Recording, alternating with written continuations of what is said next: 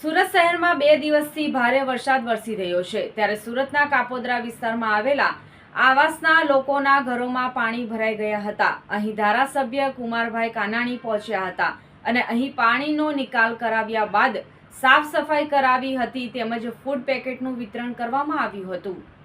ધારાસભ્ય કુમાર કાનાણીએ જણાવ્યું હતું કે એકે રોડ ઉપર બાપા સીતારામ આવાસ છે। 2 દિવસથી સતત વરસાદ વરસી રહ્યો છે।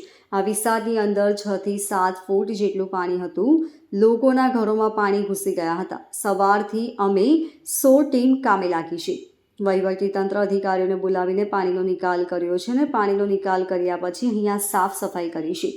અત્યારે આરોગ્યની ટીમ પણ આવી છે જે સાફ સફાઈ કરીને દવાનો છંટકાવ કરશે અને લોકોના ઘરોમાં પાણી ઘૂસ્યા હતા એટલા માટે લોકો બપોરે ઘરે રસોઈ પણ બનાવી શક્યા નથી અને એટલા માટે અત્યારે ફૂડ પેકેટની પણ વ્યવસ્થા કરી છે।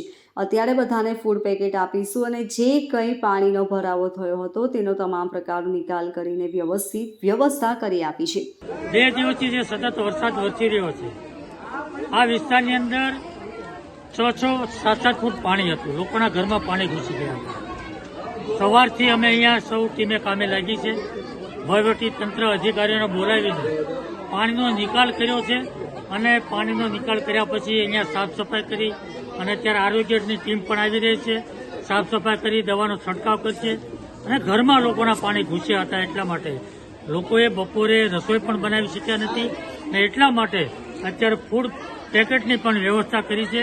અત્યારે બધાને ફૂડ પેકેટ આપીશું અને બધા લોકો એ ફૂડ પેકેટ નો આરોગશે અને આજે જે કંઈ પાણીનો ભરાવો થયો હતો એ તમામ પ્રકારનો નિકાલ કરી અને વ્યવસ્થિત વ્યવસ્થા કરી આપી છે।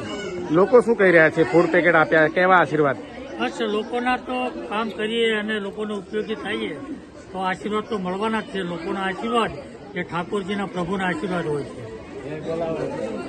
Bureau report LK star news Surat.